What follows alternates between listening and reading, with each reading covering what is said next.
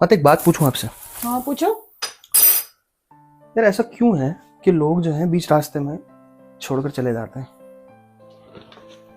शायद उन्हें तुमसे बेहतर की तलाश हो। पर कोशिश भी तो कर सकते हैं वो, कि जिसके साथ वो हैं क्या पता वही उनके लिए बेहतर बन जाए। एक बार साथ चल के तो देखें। बेटा एक बात हमेशा याद रखना, साथ वही चलते हैं जिन्हें फायदा नहीं फिक्र हो।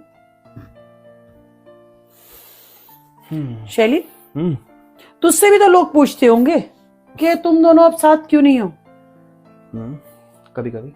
तो तू क्या कहता है? क्या ही कहूँगा मम्मी, आपने ही सिखाया कि इंसान मिल जाए तो इज्जत करना, नहीं मिले तो बदनाम मत करना।